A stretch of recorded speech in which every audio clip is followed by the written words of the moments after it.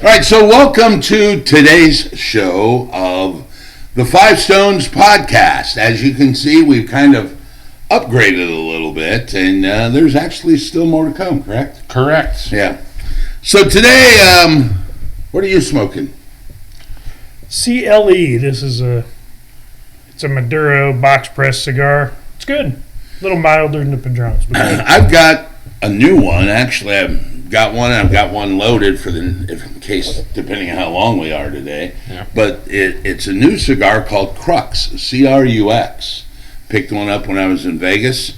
I've got, obviously, the Maduro again. And they're slightly a box press, but I really like them. I think everybody out there needs to try it. C-R-U-X, Crux. And I'm back to the old standby. I'm smoking New World by A.J. Fernandez. I didn't go anywhere special. I had it delivered to my house, so I didn't have to go 2/3 across the country to get one. Well, I was at the Big Smoke in Vegas, so Yes. It's not like I flew to Vegas to get this cigar. That's true. Were there any other standout cigars where you were? I got a bunch. So far, this has been the best standout. There was one, and I'll be honest with you, I can't remember it because I smoked about an inch of it and threw it away.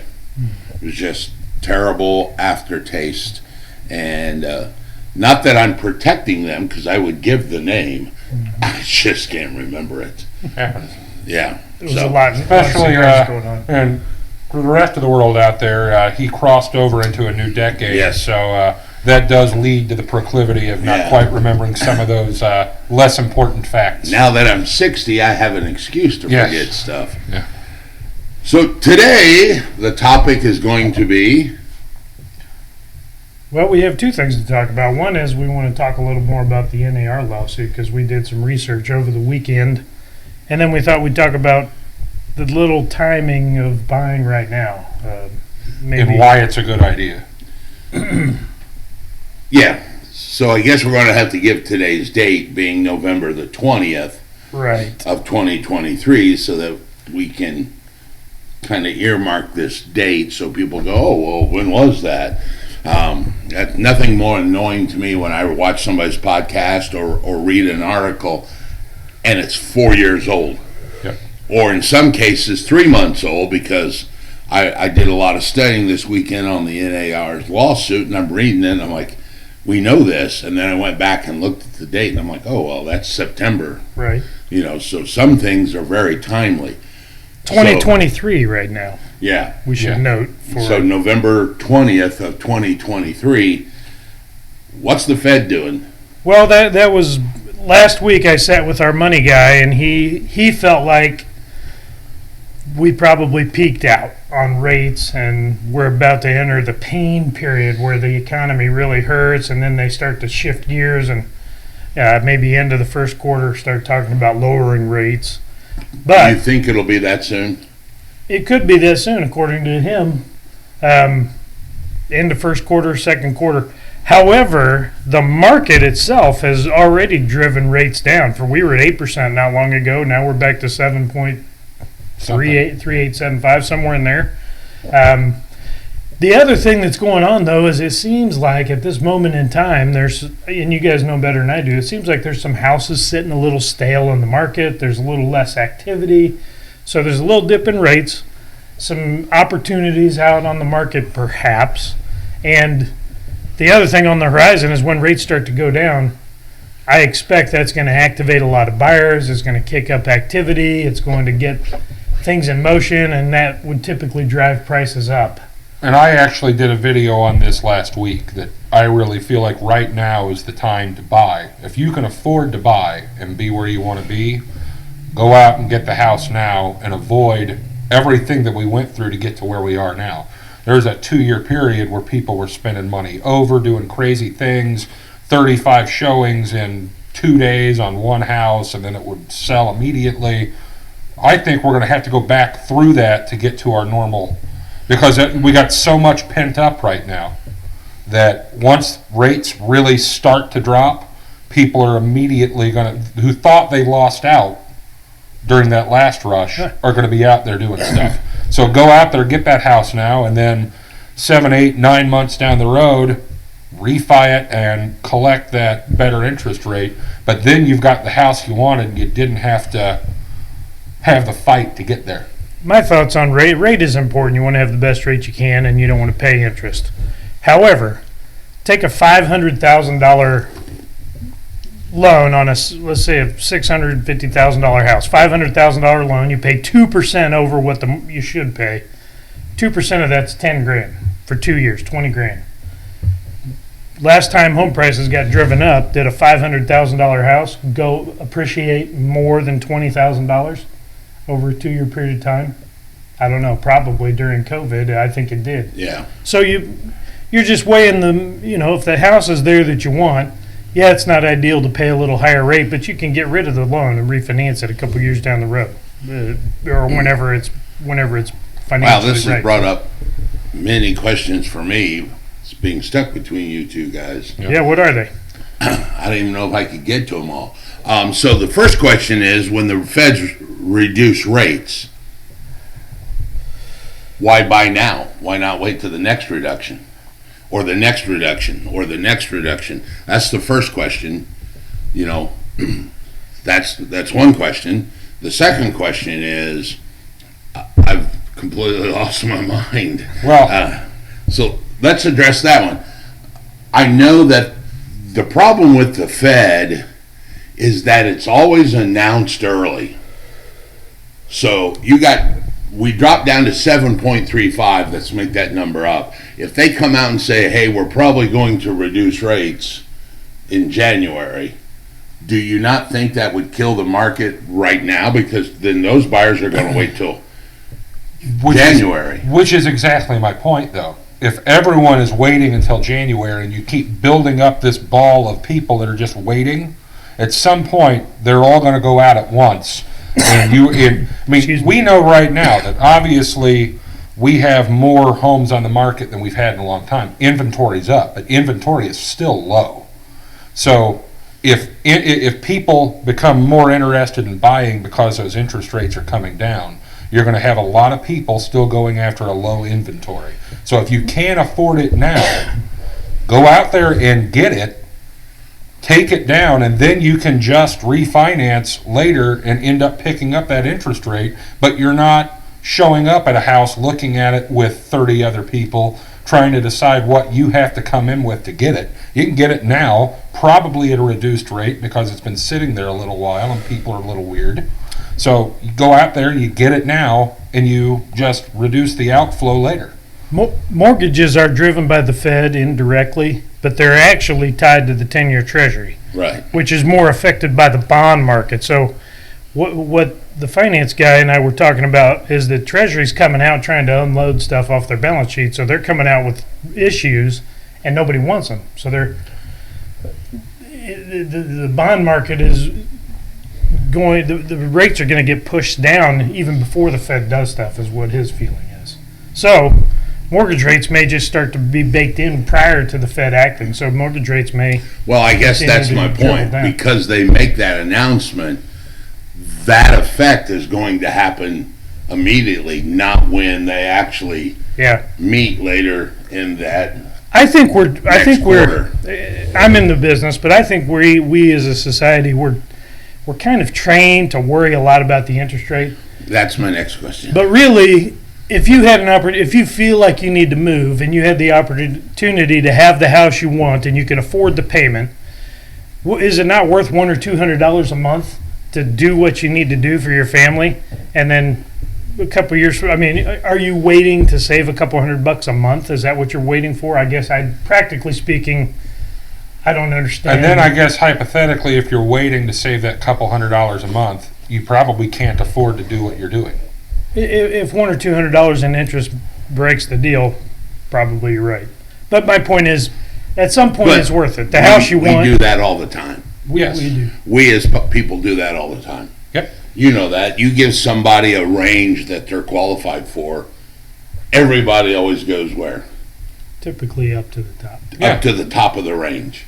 And the problem that I think that we're having now, another issue, is 2 summers ago, people were looking at a $400,000 house, let's make it up, and now they can qualify for a $250,000 house.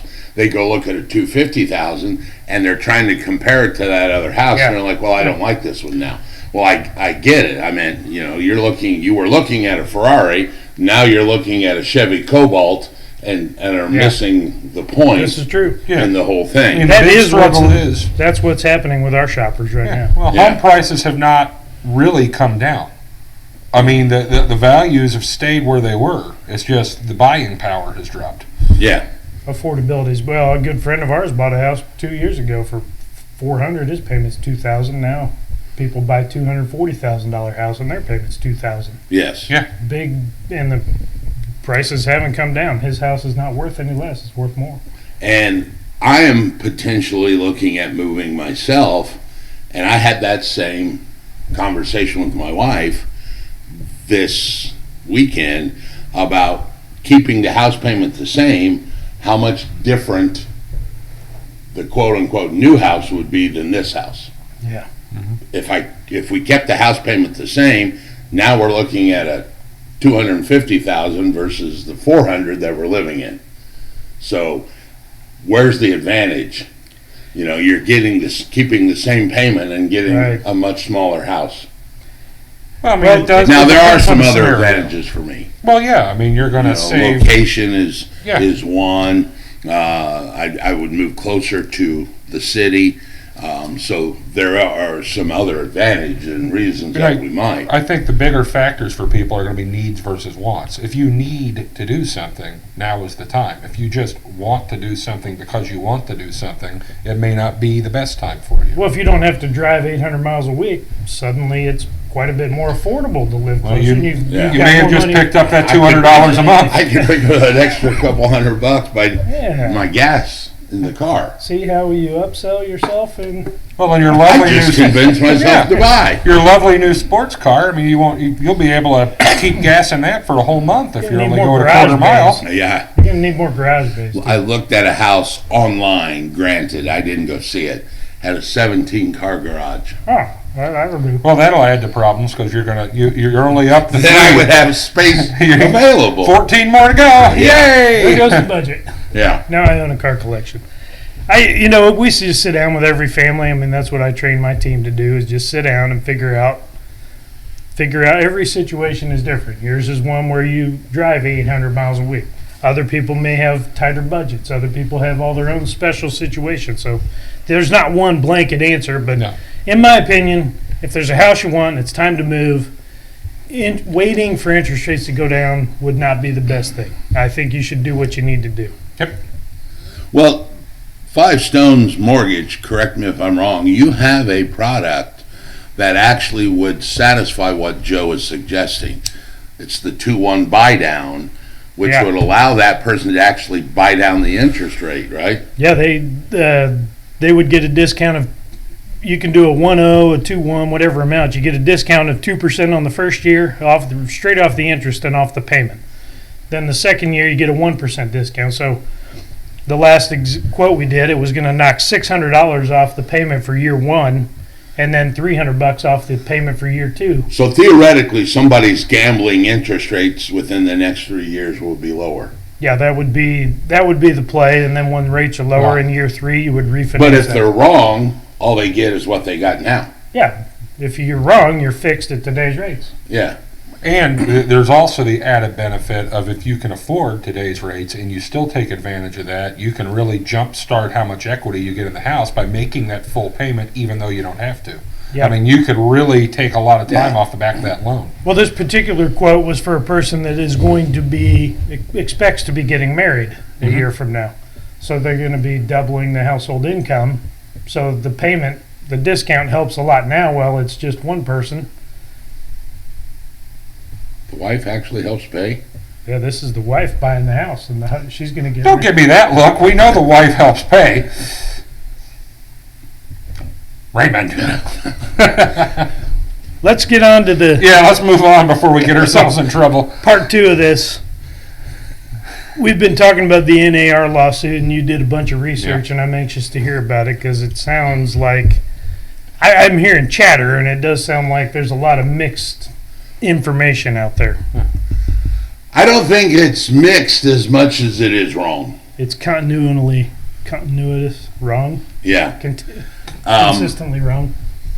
This is one of those things that I was telling you guys earlier that I feel like I'm swimming upstream and everybody else is going by me the other direction, to the point where I'm actually concerned that I was wrong. And as it turns out, I'm not. But it appears to be that many other people are giving false information out about what actually the NAR is accused of. And I think then other people are spreading that and parroting what they heard without doing their own research. So let me caveat this whole thing by saying what you need to do is go out and study for yourself rather than listen to anybody, including me, all right, including this podcast. If you think I'm wrong, that's great. Go out and do your own research and either A, prove me wrong, or B, confirm it. But the good thing is you're doing your own research. So the big misconception that I keep hearing everybody talk about is why the NAR lost the lawsuit to the DOJ, because they're saying, well, the commission's variable. It can be negotiated. Yeah. But that's not what they're talking about. They're talking about the buyer's portion of the commission, which is not negotiated.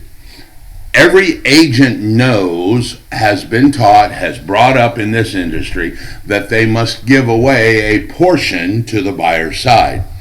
They unilaterally, they being the listing agents, unilaterally make that number up and that decision and add it to their own fee. Now, so basically all agents say, I list for 6% and give 3 away. Really what they're saying is, I will charge you 3%, and I have decided that you, Mr. Seller, are going to pay the buyer 3%. That's the problem. So the person that's getting that 3% never had a chance to negotiate. Correct. The problem is the buyer's paying their agent basically and doesn't get a chance to negotiate that fee. That's the part they're arguing about. And if you don't believe me, that's why everybody's so up in arms about buyer's agency commission. Yeah. They're not really worried about the listing agent, because people still say, oh, well, they'll be, yes, because what you will charge now is 3% for the listing agent, and the other side has to worry about themselves.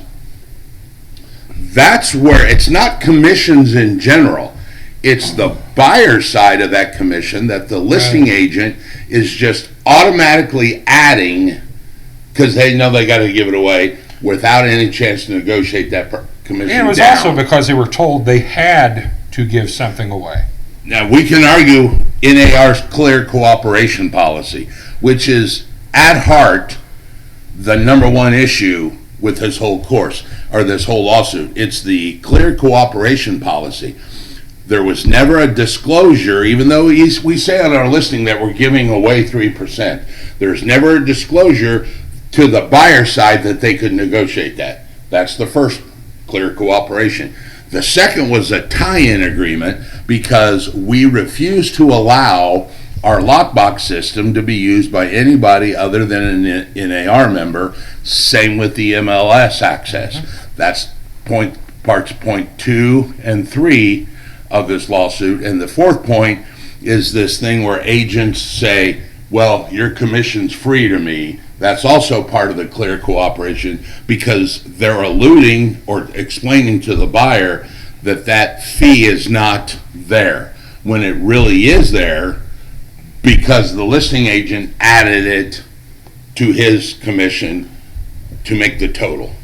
I've heard you say before that the buyer actually pays the commissions because they're the ones that brings the money for the whole party. Right. Mm-hmm. So the other piece was that's inflating the home value. They're paying 3% more or whatever percentage more for the house because the agent has to get paid. Now, I know, and we're about to have a meeting with our own brokerage to explain this.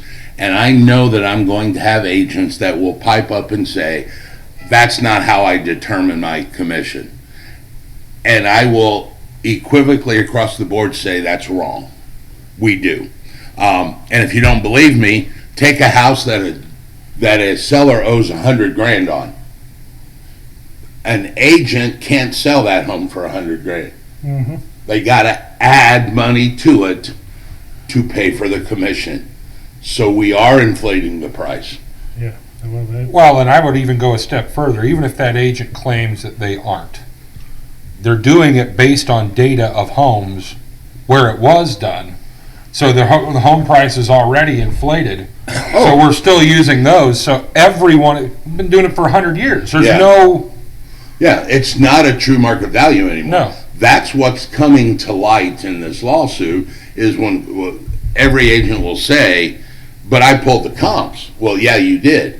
But those comps were inflated from the comps they pulled 12 months ago. And we've touched on this factor. You can trace that all the way back until the NAR was incorporated in 1916 to figure out that every house since then has probably been artificially inflated due to the real estate commission. And I believe that's true. Mm-hmm. So the more we talk about this, I'm starting to feel more confident that we have a handle on how it is, the explanation. I guess the question to me would be, first, it's getting appealed, so really there won't be a consequence until that gets resolved. You talked to a lawyer friend of ours, and ultimately appeals basically say nothing changes till we resolve the appeal. My main question is, what can people do to prepare? What should we be doing to prepare for changes, or should we just sit and wait until the law drops and Indiana changes their rules? And well, I'm sorry, I'm not ignoring you. I'm trying to pull that's up okay. some of my notes that I had made.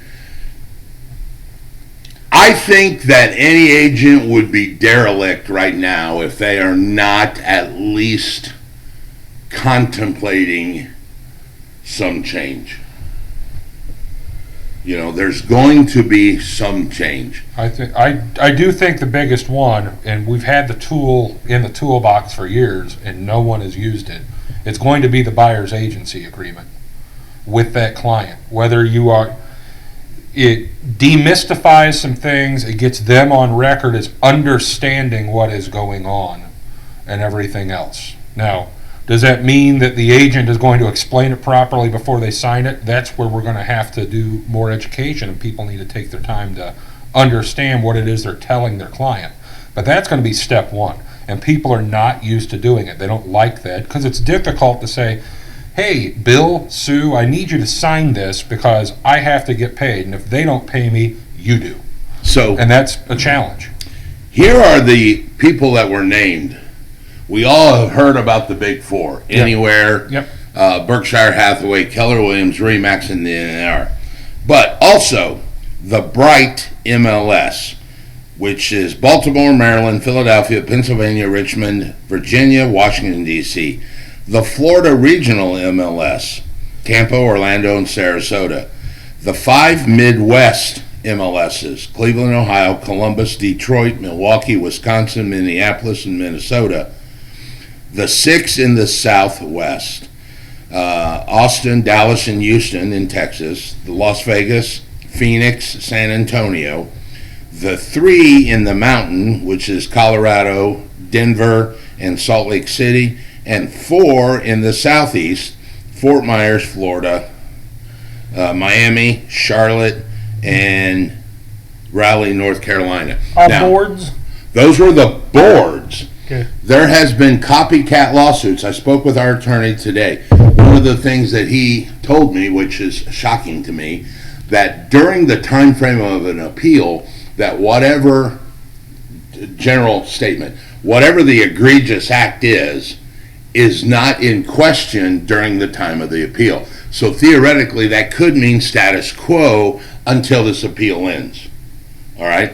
However, when it ends and the appeal happens and the verdict comes down, if we're not thinking now about what would change, like I said, I think we're being derelict. I think we need to start thinking about in advance so that we don't get caught with our pants around our ankles thinking we're all high and mighty and going to win, and the judge rules that the appeal is not good, and tomorrow we have to switch. Yep. We've been gifted an opportunity to start working on something and moving towards it without having to do it immediately. Yes. What that change is, Not sure yet. not sure. There's 4 or 5. I've got 4 or 5 scenarios, I think, and we've talked about them before. Yeah. I've tried to have conversations with other agents, and they all, one, don't understand the lawsuit, so they're all certain the NAR is going to win because commissions have been variable for years. And I'm like, and back to our first part of the conversation. They'll still be variable. They're still variable.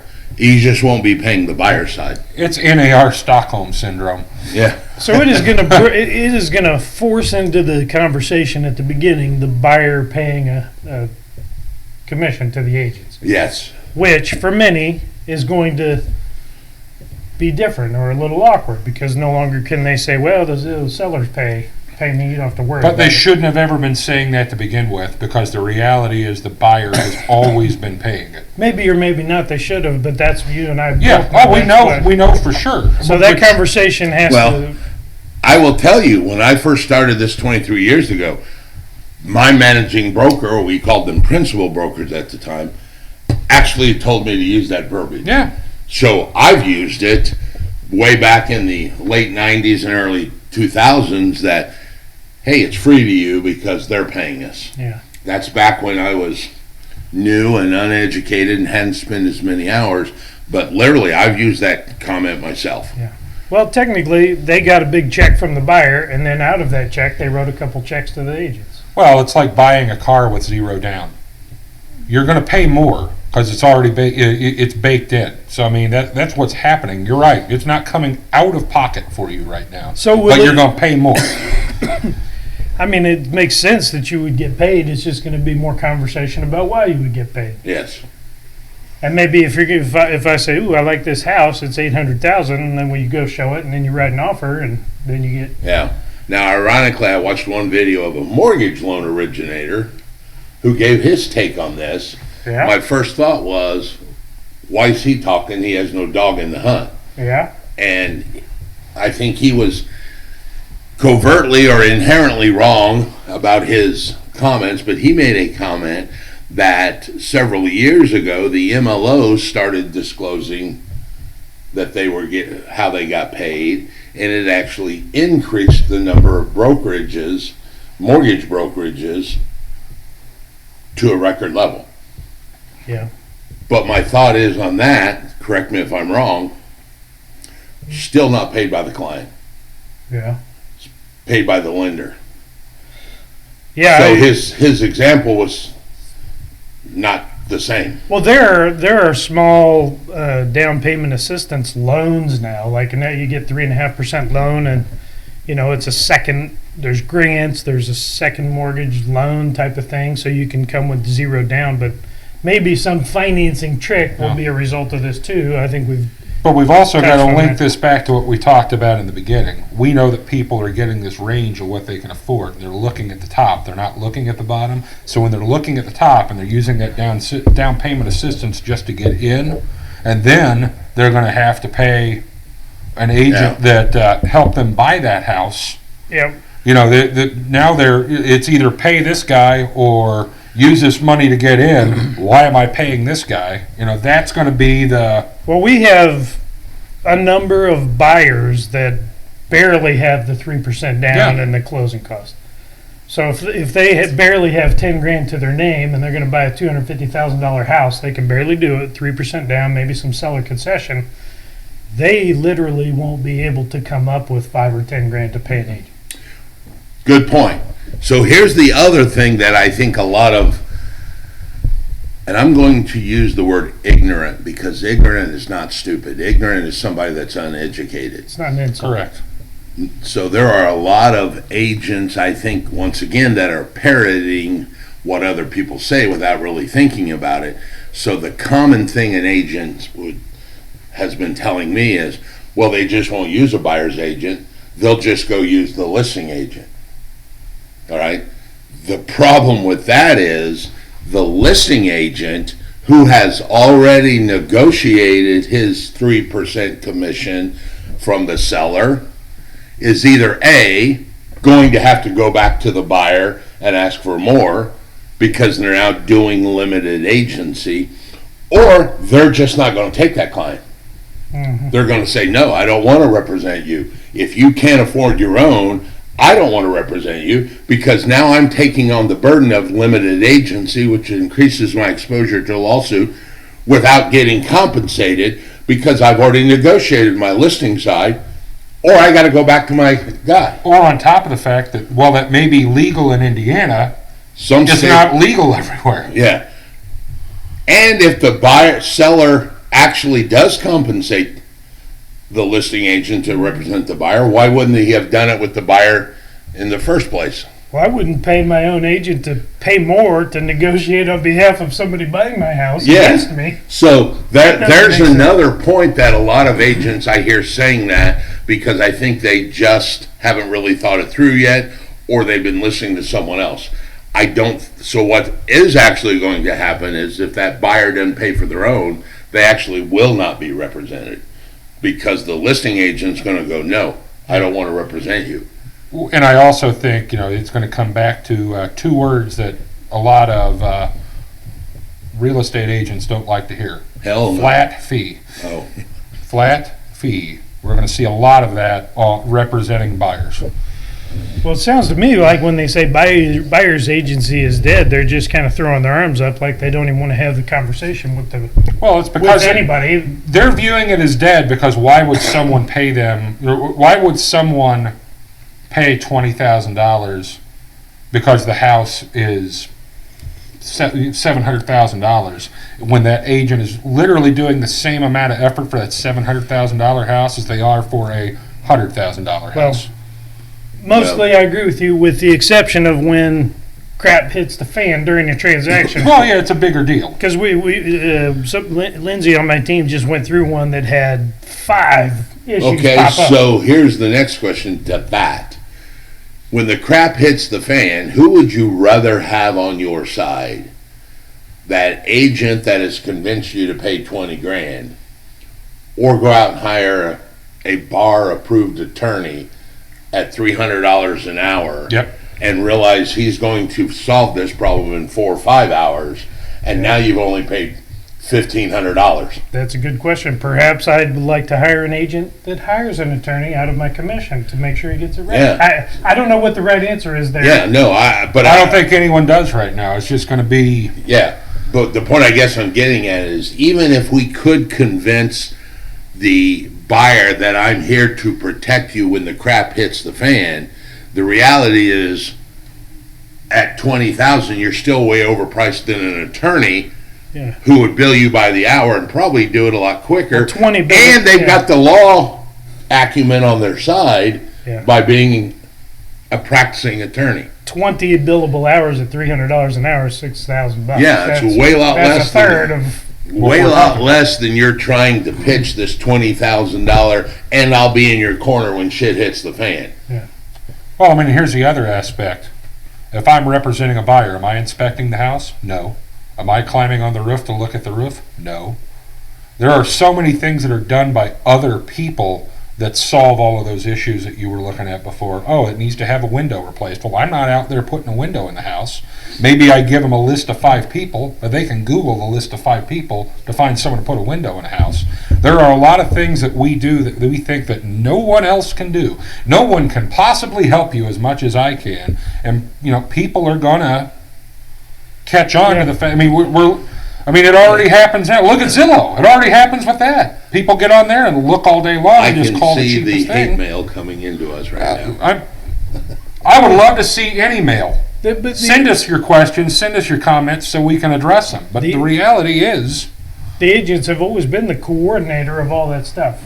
I mean, typically you coordinate a lender, you coordinate an inspector, you coordinate an appraiser, coordinate all those things, repairs, contractor, whatever's needed. But it's a tightrope, because the ones that generally, when you run into that problem, are the ones that step over that line and are becoming a GC while it is going on, and then they get hung up and they get sued over trying to do something they shouldn't have been doing in the first place, Yeah. which is connecting people and brokering a deal, not being a part of the deal. I can't help but step back and be a consumer, though, because we all work in the industry and work on getting paid for the service we provide. As a consumer, this actually sounds like the lawsuit is forcing things into the discussion for me as a consumer. And it is bringing disclosure to the commission. That's another issue I came up with this morning. You realize that this lawsuit was a jury trial. Yes. So they actually had a jury of people that unfortunately probably at some point in their life all bought or sold a home. Yes. And I hate to say it, may have had a bias against. How do you get an impartial jury? You are not. That's Yeah, where I'm you going can't. with this. We need There 12 is no. renters. There is no way, I believe, to get an impartial jury because this deals with one of the most fundamental, basic principles of an adult life: buying and selling real estate. So to get 12 people at some point that weren't pissed off to side with the NAR is going to be another hard issue. I thought of that this Well, morning. evidently they didn't. Yeah, well, and that was proof. Yeah. That trial's proof. I mean, you're going against. You put the decision in the hands of 12 people that said, yes, I do believe agents are getting paid too much. Yes, I think I paid too much for my house. Because we all know the human psyche is it's not my fault, it was somebody else that did it. And this is the opportune time for them to take a bite out of the people they think did it. And then the other thing to keep in mind is it's a civil case, it is not a criminal case. So it's only preponderance of evidence. Yeah. So they just have to show that it's likely that it happened, not beyond a shadow of a doubt. So I mean, it's Legal not that disclaimer, difficult. none of us are attorneys. No, but it's still not that difficult to do preponderance of evidence, Yes. as opposed to with beyond a shadow of a doubt. I do have an iPhone. I think finds a lot. I'm not a lawyer, but I did sleep at a Holiday Inn Yeah, Express yeah. one time, not last night. So, yeah, that's going to be another issue. I was thinking that this morning. They're not Finding sponsors. 12 people. They could be. They could be. Finding Email 12 us. people that have never had a Well, if real estate transaction. two-thirds of America owns a home, so there ought to be 8 homeowners and 4 renters on that jury, Yeah. right? 2/3.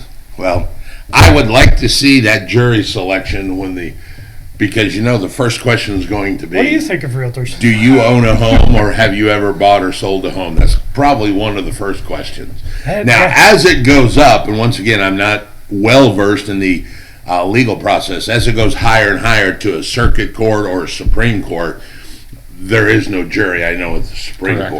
Court. Circuit Court, I'm not sure. So that may benefit the NAR in that form, because now you're dealing with people who have taken an oath to uphold what the law really is and not supposedly put their own little Spin on it. Now, recent home buyers are going to say, I don't care. The seller paid my agent. But they're going to say, I had to pay $30,000 over to get that house. Well, and when somebody says, well, the reason it is because whether it's true or not, that person's going to go, yeah, you're right. It's not my fault. If I wouldn't have had to pay that agent, I wouldn't have had to pay $30,000 over. And it has, That's my belief, what they're thinking. and it has always been done that way. So the comps are that way. The comps to those comps are that Yeah. way, and all the way back. Man has been killing man since Cain and Abel. Yeah. Just because we've been doing it 100 years doesn't mean it's not wrong. Correct. I have a feeling this will pinch down to where real estate agents, some will show houses for a fee, and then others will have lawyers. I think probably a lawyer's role is going to increase in the business. And I also think the other You'll thing see that's real gonna- estate attorneys coming out and marketing. other thing that's going to happen, which in general on a personal level I don't agree with, but it's going to happen. We're going to get federal edict passed down, and there's going to be federal regulations that are specifically designed at this to Yes. go forward. Usually- That's where the In every industry, the government eventually does some price setting. well, and then what'll happen is every time there's a change of administration, something will, I mean, just like everything else, healthcare, all of it, everything changes based on who it, so I mean, it's going to be constantly. Doesn't Open Door currently say you don't need an agent, you don't need to spend that money, come to us directly and be the buyer? Yeah, but the issue is they're the agent. Point being is, I think what you're going to see, who's really going to profit, is the fintech companies that are in real estate. Yeah. The big guys that Or are. we have a team of consultants that'll help with Yes. issues and Open Door, OfferPad, how are they gonna get, Redfin, how will they get paid? Zillow to some extent. Well, Zillow, I already saw a new commercial out for Zillow where they're telling everyone to come to them to buy and sell and do the lending. And that is how we're going to get around it. You're going to have, much like you can go to a new home build right now and those builders are giving them a better interest rate on the loan because you're doing everything under that roof that, department store, big box mentality. If I go here for everything and I go to one place, that is what's going to start taking over Would the you market. be surprised if they didn't find and back the lawyer for this class action Well, lawsuit? The one thing this mortgage guy said that I did agree with, he said, watch after the DOJ makes this announcement, the next 4 or 5 years, watch to see who gets appointed to the boards of the big fintech companies. And he said, I bet you it's going to be somebody that was in the decision-making process for greasing their palm. Interesting. So that was an interesting comment, which is probably I think true. we're going to need to talk about this every month or two. I mean, from time to time, Well, as things update and as our thoughts evolve. actually today, November the 20th, 2023, the federal judge in Kansas, so make sure we keep meeting on the appeal, correct? Yeah, well, it's a preliminary meeting, and I think it's either on the appeal or it's on the actual fine, because he's going to make a decision today whether the fine is 1.78 billion or is it 5.365, based on whether the collusion can be thrown in or not. So that meeting is actually supposed to, or that case is supposed to actually happen theoretically today. That's the easier part of it to prove. Yeah. So, well, there's no doubt in my mind that the NAR is going to be found guilty of that, because they literally say in all their ads, join the MLS to get or join the NAR to get access to the MLS. That's a tie-in agreement, which is one of the clear big four of the Sherman antitrust laws. All I can say is get ready for the wild, wild west until the federal government decides what they're going to do, because that's what's going to happen. Everyone's going to start doing. I'm curious to see what real estate companies attempt to do. To get out ahead of this. I'm interested to see. Well, I know Bright, which is the one I mentioned earlier, and you guys saw. Yeah, we saw the CNBC piece on Bright MLS, which is the Upper East Coast, New York, Washington, Virginia, starting January the 1st, will forbid listing agents from sharing their commission. Yep. I mean, it won't be. It's not. Notice I didn't say option. Nope. They are going to forbid them from sharing their commission, therefore making that buyer's agent. So if you're in one of those MLSs, you've got a big change coming just January the 1st. Are these boards going to be able to survive tens of millions of dollar hits? Or I don't know how that works. I mean, we hear this all the time where so-and-so was awarded billions of dollars. There's never a follow-up case to say they actually got one of those big checks that said billion. So I don't know if even at 1.7 billion, are they going to negotiate that down to a couple $100 million? I know that like Remax is paid 55, and who was the other one? Paid 83. Now, I've also heard, this is another thing that people are always saying, that was proposed to the judge. It hasn't been accepted. Didn't the DOJ ask him to hold off on accepting the settlement? Yes. So they can look into what hammer they're going to drop. That's another part of one of those things where you watch something 2 months ago and you get people going, well, Remax has opted out because they paid the $55 million. Well, they really haven't. Because that's what they want to do. It doesn't mean back it's then that was the offer. I don't think it's been accepted. The court has not accepted. by the way, also does not keep other lawsuits in other states. Right. You know, you can't buy your way out of all lawsuits forever. A fly on the wall, you might be, maybe if we pay this 55, we'll get off the hook for 500 million next year if we show some good faith right now. But I still think Florida could name them, or Texas, or California. Or Indiana. Or Indiana. This does not get them out of all future lawsuits, in my understanding. And then how many, and then after that, how many individual agents are going to sue the boards for being forced to do what they were going to do? That hadn't happened yet, but I see that'll coming. happen. So here's another. Texas has already filed a copycat lawsuit, so has South Carolina, by the way. Here's a theoretical question, or just something to throw out there, and if you guys have a response to it, please, make a comment or email us or something. So let's take New York, for example, where as a listing broker, you are no longer allowed to share a commission with anyone else. What keeps that buyer from saying, okay, I want to buy your $100,000 house, but I'm going to offer you $103,000 because I want $3,000 to go to my agent?